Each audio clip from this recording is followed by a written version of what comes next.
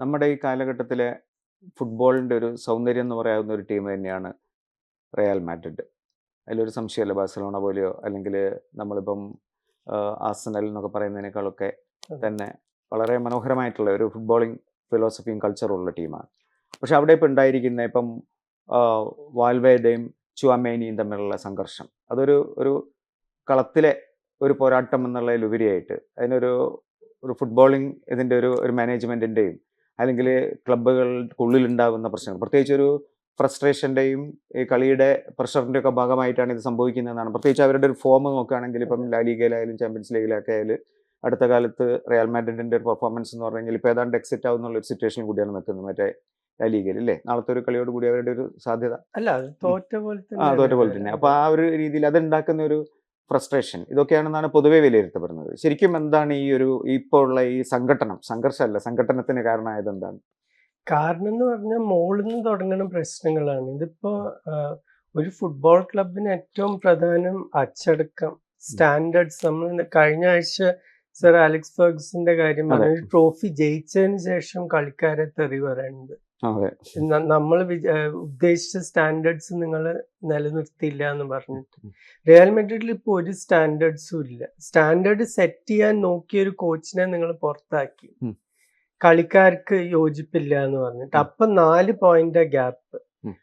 Title നേടാൻ നല്ല സാധ്യത ഉണ്ടായിരുന്നു, ചാമ്പ്യൻസ് ലീഗിലും മുന്നോട്ട് പോകാൻ സാധ്യത ഉണ്ടായിരുന്നു. ഇപ്പൊ ചാമ്പ്യൻസ് ലീഗ് സെമി പോലും എത്തിയില്ല, ലീഗിൽ അത്രയും വലിയ ഗ്യാപ്പായി. പിന്നെ ഇപ്പൊ ബാഴ്സലോണ ഡ്രോ ആയാലും കൂടി ചാമ്പ്യൻസ് ആണ്.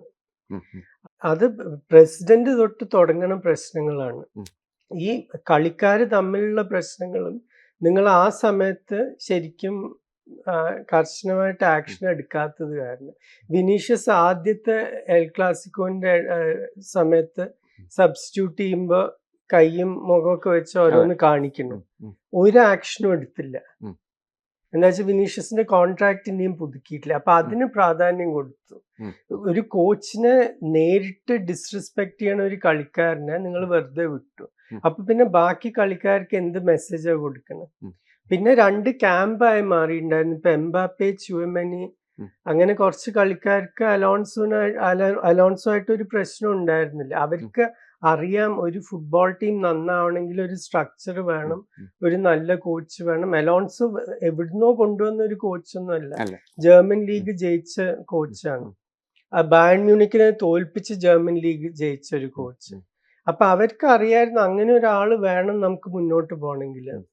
വേറെ ഒരു കൂട്ടം കളിക്കാർ, വാൽവേർഡെ, ജൂഡ് ബെല്ലിംഗം, വിനീഷ്യസ്, ഇവർക്ക് അലോൺസോനെ പറ്റി ഒരു താല്പര്യമില്ല. എന്താ വെച്ചാൽ അലോൺസോ അച്ചടക്കം നിർബന്ധമായിട്ട് എല്ലാവരുടെ അടുത്തു നിന്നും പ്രതീക്ഷിച്ചിട്ടുണ്ടായിരുന്നു. അത് അച്ചടക്കം എന്ന് പറഞ്ഞാൽ പ്രാക്ടീസിൽ മാത്രമല്ല, കളിയിൽ നിങ്ങൾ ഞാൻ പറയണ ഒരു ഇതനുസരിച്ച് കളിക്കണം. കുറച്ച് അവിടെ ഇവിടെയൊക്കെ ഫ്രീഡം ഉണ്ട്, പക്ഷെ ഒരു സ്ട്രക്ചർ അനുസരിച്ച് നമ്മൾ കളിക്കണം. അപ്പൊ ഇത് 2 ക്യാമ്പായി മാറി ആകെപ്പാട് പ്രശ്നമായി. പ്രസിഡന്റ് തീരുമാനിച്ചു ഇയാളെ പുറത്താക്കിയാൽ നമുക്ക് മുന്നോട്ട് പോകാൻ പറ്റും. പക്ഷെ പിന്നീട് എന്താ സംഭവിച്ചിട്ടുള്ളതെന്ന് ഇപ്പൊ കാണാം. അതായത് ഇപ്പം ദിലീപ് പറയുന്നത് പിന്നെ കളി തോറ്റു വരുന്ന ഒരു ടീമിന്റെ ഫ്രസ്ട്രേഷൻ ആണോ അതോ തോറ്റ കളിക്കാരുടെ ഫ്രസ്ട്രേഷൻ കൊണ്ട് കളി തോൽക്കുകയാണോ ചെയ്യുന്നത്? രണ്ടും ഉണ്ടല്ലോ. ഇതിപ്പോ ഒരു ഇതായിട്ട് നമുക്ക് പറയാൻ പറ്റില്ല. ഇപ്പൊ ഇതേ കളിക്കാർ തന്നെ കാർലോ ആൻസലോട്ടിയെ പുറത്താക്കിയ കളിക്കാരാണ്. അതാണ് ഇപ്പൊ അലോൺസോനെ ബഹുമാനിച്ചില്ല എന്ന് പറയാൻ. ഞാനിപ്പോ എൻ്റെ ഒരു സുഹൃത്തിനോട് ഇന്നലെ ഞാൻ ചോദിച്ചത് എന്താണ് ഇതിന്റെ പിന്നില്. അപ്പൊ അദ്ദേഹം പറഞ്ഞ ഒരു കാര്യം, ഈ 2 കോച്ചസ്, അലോൺസോ ആദ്യം, പിന്നെ ഇപ്പൊ ആബലോ, ഇവർക്ക് ഈ ടോപ്പ് ലെവലിൽ ഉള്ള അനുഭവം ഇല്ല എന്നുള്ളൊരു കംപ്ലൈന്റ് ആണ് പല കളിക്കാർക്കും. പക്ഷെ കഴിഞ്ഞ സീസൺ നിങ്ങൾക്ക് കാർലോ ആൻസലോട്ടി ആയിരുന്നു കോച്ച്, അദ്ദേഹത്തെ നിങ്ങൾ പുറത്താക്കി. കളിക്കാരനായിട്ട് റോമയുടെ കൂടെ യൂറോപ്യൻ കപ്പ് ഫൈനലെത്തി, മിലാന്റെ കൂടെ ജയിച്ചു, കോച്ചായിട്ട് 5 തവണ ജയിച്ചു. ഒരു ഫുട്ബോൾ ദൈവമാണ് ആൻസലോട്ടി, അദ്ദേഹത്തെ നിങ്ങൾ പുറത്താക്കി. പിന്നെ നിങ്ങൾക്ക് ആർക്ക് വേണ്ടിയിട്ടാ കളിക്കാൻ പറ്റുക? ഇതിനകത്ത് വേറൊരു പ്രശ്നം കൂടി ഇപ്പോൾ ഉയർന്നു വന്നിരിക്കുന്നത്, കാരണം ഈ റയൽ മാഡ്രിഡിന്റെ ഒരു ഇതുവരെയുള്ള ചരിത്രം 92 ഇയേഴ്സ് അങ്ങനെ ആയല്ലോ ക്ലബിന്. അപ്പോൾ അതിനകത്ത് ഒരിക്കലും റയൽ താരങ്ങളില്ലാത്ത ഒരു സ്പാനിഷ് ടീം ഫുട്ബോൾ കളിച്ചിട്ടില്ല എന്ന് പറയുന്നുണ്ട്. അപ്പോൾ ഇത്തവണത്തെ വേൾഡ് കപ്പിനകത്തേക്ക് റയൽ പ്രാതിനിധ്യം ഉണ്ടാവില്ല എന്നുള്ള ഒരവസ്ഥ. അത് എത്രമാത്രം ഒരു ടീമിന് ഫ്രസ്ട്രേഷൻ ഉണ്ടാക്കുന്നുണ്ടോ? അതാണ് ഒരു ഫാക്ടർ എന്ന് എനിക്ക് തോന്നുന്നില്ല. ഇപ്പൊ എന്താ വെച്ചാൽ പല കളിക്കാരുടെയും ഭാവി തന്നെ പ്രശ്നം. ഇപ്പൊ ചുവമെനി അടുത്ത സീസൺ മെഡ്രിഡിൽ ഉണ്ടാവില്ല എന്ന് എനിക്ക് ഉറപ്പാണ്. കാമവിംഗ അവിടെ മിക്കവാറും ഉണ്ടാവില്ല. വാൽവേർഡെ അവർക്ക് വിൽക്കാൻ പറ്റില്ല. എന്താ വെച്ചാൽ വാൽവേർഡെ പോയി കഴിഞ്ഞാൽ ഈ ടീം ആകപ്പാടെ തകരും. ആകെ അതിൽ കുറച്ചൊരു ഫൈറ്റിംഗ് സ്പിരിറ്റ്, ഒരു വാരിയർ എന്ന് പറയാൻ പറ്റുന്ന ഒരു കളിക്കാരൻ വാൽവേർഡെ ആണ്. അപ്പൊ ഡാനി കാർവഹാലിന് പ്രായമായി, അല്ലെങ്കിൽ കാർവഹാൽ ഉണ്ടായിരുന്നു. അപ്പൊ പിന്നെ വാൽവേർഡെ വിടാൻ പറ്റില്ല. ഇവര് രണ്ടുപേരും എന്തായാലും പോക്കാണ്, കാമവിംഗയും ചുവമെനിയും. അപ്പൊ അങ്ങനെ പല കളിക്കാരുടെയും ഫ്യൂച്ചർ തന്നെ ഇപ്പൊ സംശയത്തിലാണ്. അപ്പൊ ആ ഇൻസെക്യൂരിറ്റി കാരണവും പെരുമാറ്റം കുറെ മാറും കളിക്കാരുടെ. ഈ കളിക്കാരുടെ, അതായത് ഇവര് റെപ്രസെന്റ് ചെയ്യുന്ന നാഷണൽ ടീം ഉണ്ടല്ലോ, ഇപ്പൊ ഉറുഗ്വേയുടെ ക്യാപ്റ്റനും കൂടിയാണ് വാൽവേർഡെ. അതുപോലെ ചുവമെനി ഫ്രഞ്ച് ടീമിന്റെ ആളാണ്. ഇതൊക്കെ ഇവരുടെ ഇപ്പോഴത്തെ ഈ പ്രശ്നങ്ങളൊക്കെ ഈ അടുത്ത് വരാൻ പോകുന്ന വേൾഡ് കപ്പിന് അവരുടെ ടീമിനൊക്കെ എന്തെങ്കിലും തരത്തിലുള്ള ഇംബാലൻസ് ഉണ്ടാക്കും? അവര് പരസ്പരം ഏറ്റുമുട്ടി കഴിഞ്ഞാൽ തീർച്ചയായിട്ടും പ്രശ്നങ്ങൾ ഉണ്ടാവാൻ സാധ്യതയുണ്ട്.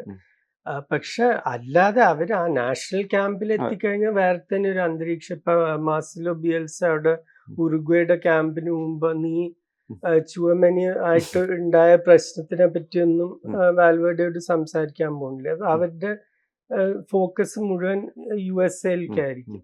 അപ്പൊ അതൊരു ലോകകപ്പിനെ അത് ബാധിക്കും തോന്നുന്നില്ല. ഈ റിയൽ മാഡ്രിഡിന്റെ ഇപ്പോഴത്തെ ഒരു ഇത് വെച്ച് നമ്മൾ പറയുകയാണെങ്കിൽ അതിന്റെ ഒരു ഫ്യൂച്ചറിന്റെ പ്രശ്നങ്ങൾ എന്തൊക്കെയായിരിക്കും? ഫ്യൂച്ചർ റിയൽ മാഡ്രിഡ് എന്നല്ല, സ്പാനിഷ് ടീമുകൾക്ക് ആകപ്പാട് വരാൻ പോകുന്നത് ഒരു വലിയൊരു ദുരന്തമാണ്.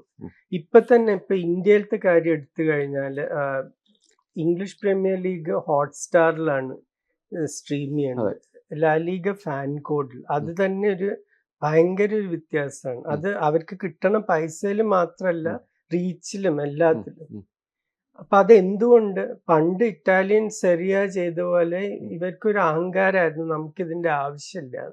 പക്ഷെ പെട്ടെന്ന് ഇപ്പൊ എല്ലാ ക്ലബുകൾക്കും മനസ്സിലായി ഈ ബ്രോഡ്കാസ്റ്റ് റവന്യൂ, ഇപ്പൊ TV എന്ന് നമുക്ക് പറയാൻ പറ്റില്ല, ഡിജിറ്റൽ റവന്യൂ ഇല്ലാതെ ഒരു ഭാവി ഇല്ല. അതിപ്പോ സ്പാനിഷ് ഫുട്ബോളിന് ഇങ്ങനെ താണു വരികയാണ്.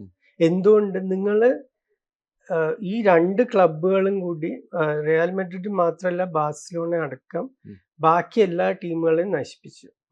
അത്ലറ്റിക്കോ എങ്ങനെയോ പിടിച്ചു നിൽക്കേണ്ട. എന്താ വെച്ചാൽ മെഡ്രിഡിലത്തെ ഫാൻ ബേസ്, കാരണം ഒരു തലസ്ഥാനം ആവുമ്പോ അതിൻ്റെതായിട്ടുള്ള ഒരു വലിയ നഗരമാണ്. സ്പോൺസേഴ്സിനെയും കളിക്കാരെ കിട്ടാൻ കുറച്ചും കൂടി എളുപ്പമാണ്. 3 ടീം മാത്രമേ ബാക്കിയുള്ളൂ ഇപ്പൊ. 2000-ലും 2001-ലും ചാമ്പ്യൻസ് ലീഗ് ഫൈനലിൽ എത്തിയ വലൻസിയ ഇപ്പൊ ലീഗില് 12ാമതാണ്. 7 തവണ യൂറോപ്പ ലീഗ് നേടിയ സെവിയ ഇപ്പൊ റെലിഗേഷൻ ബാറ്റില്. യൂറോപ്യൻ ചാമ്പ്യൻസ് ലീഗിന്റെ ഏറ്റവും വലിയ കംബാക്ക് ആയിരുന്നു ഒരു കാലത്ത്. വമ്പൻ AC മിലാൻ ടീമിനെ തോൽപ്പിച്ച ഡെപ്പോർട്ടീവോ ഇപ്പൊ 2ാം നിരയില്. റിയൽ സാരഗോസ 95-ൽ ആർസണലിനോട് ഒരു യൂറോപ്യൻ ഫൈനൽ തോറ്റ ടീം 2ാം നിരയിൽ. ഈ ക്ലബുകളൊക്കെ നശിച്ചു കഴിഞ്ഞു. തിരിച്ചു വരാനുള്ള വഴി വളരെ ബുദ്ധിമുട്ടാണ്. എന്താ വെച്ചാൽ നിങ്ങൾക്ക് റവന്യൂ ഇല്ല. റവന്യൂ ഇല്ലാത്ത എന്താ വെച്ചാൽ ഇത് ആദ്യം ഏത് വന്നു, കോഴിയാണോ മുട്ടയാണോ എന്ന് ചോദിക്കുന്ന പോലെ. റവന്യൂ ഇല്ലാത്തത് കാണാൻ ആളില്ല. എന്തുകൊണ്ട് കാണാൻ ആളില്ല? കളിക്ക് നിലവാരമില്ല. അത് നിങ്ങൾ ചെയ്തു വെച്ചതാണ്. ഇത് സ്വന്തം കൂടപ്പറപ്പുകളുടെ അടുത്ത് നിന്ന് കക്കണ പോലെയാണ് ശരിക്കും. അതിന് ഒരു എക്സ്ക്യൂസ് ഇല്ല. ഇപ്പൊ ലാലിഗയിലത്തെ ബോസസ് എപ്പോഴും മാഞ്ചസ്റ്റർ സിറ്റിയും ചെൽസിയും PSG-യും തെറി പറയും, ഇവരാണ് ഫുട്ബോൾ നശിപ്പിച്ചത്. അത് എനിക്ക് കുറച്ച് യോജിപ്പുണ്ട് അതില്. പക്ഷെ അവര് ചെയ്തത്, അവര് ഷുഗർ ഡാഡീസിന്റെ പൈസ വെച്ചിട്ട് അവര് നന്നായി. നിങ്ങൾ സ്വന്തം കുടുംബത്തിന്റെ കട്ടിട്ടാണ് നന്നായത്. അതിന് ഒരു എക്സ്ക്യൂസും ഇല്ല. ഇപ്പൊ 2 കൊല്ലം മുമ്പ് ജിറോണ ലീഗിൽ 3ാമതായപ്പോ അവർക്ക് കിട്ടിയ പൈസ 4ാമതായ അത്ലറ്റിക്കോന്റെ 3-1 അപ്പൊ ഇതൊന്നും ആർക്കും ന്യായീകരിക്കാൻ പറ്റില്ല. ഇംഗ്ലീഷ് ഫുട്ബോൾ എന്തുകൊണ്ട് എങ്ങനെ കുതിച്ചു പോണത്? അവിടെ ഈ ഫൈനാൻഷ്യൽ ഫെയർ പ്ലേ കർശനമായിട്ട് ഇംപ്ലിമെന്റ് ചെയ്തിട്ടുണ്ട്. പല ടീംസിനും ഇപ്പൊ തന്നെ പോയിന്റ്സ് ഡിഡക്ഷൻ കിട്ടിയിട്ടുണ്ട്, ഫൈൻ വന്നിട്ടുണ്ട്. ഇപ്പൊ മാഞ്ചസ്റ്റർ സിറ്റിക്ക് എത്ര വരാൻ പോണെന്ന് നമുക്കറിയില്ല, അതിന്റെയും വിധിയായിട്ടില്ല. പക്ഷെ എല്ലാ ടീമുകളും, ചെൽസി അടക്കം വലിയ പിഴയാണ് കൊടുക്കേണ്ടി വന്നിട്ടുള്ളത്. ഇത് ചെയ്തില്ലെങ്കിൽ ബാക്കി ചെറിയ ടീമുകളൊക്കെ നശിച്ചു. ഇപ്പോഴത്തെ സ്ഥിതി എന്താ? ഈ നേരത്തെ ഞാൻ പറഞ്ഞ Valencia 2 European champions league final എത്തിയ വെലൻസിയയുടെ കഴിഞ്ഞ കൊല്ലത്തെ വരുമാനം 106 മില്യൺ യൂറോ. അതിന്റെ ഏകദേശം 2.5 ഇരട്ടിയാണ് ബ്രൈറ്റൺ. ഇപ്പൊ EPL 6ാമതാണ്. പക്ഷെ ചരിത്രത്തിൽ ഒന്നും ചെയ്യാത്തൊരു ക്ലബായിട്ടുള്ള ബ്രൈറ്റന്റെ വരുമാനം വെലൻസിയയുടെ 2.5 ഇരട്ടിയാണ്. വരുമാനത്തിന്റെ കാര്യം വിട്ടു, അറ്റൻഡൻസിന്റെ കാര്യം നോക്കൂ. EPL ലിവർപൂളിന്റെ ഒക്കെ 98% കഴിഞ്ഞ കൊല്ലം.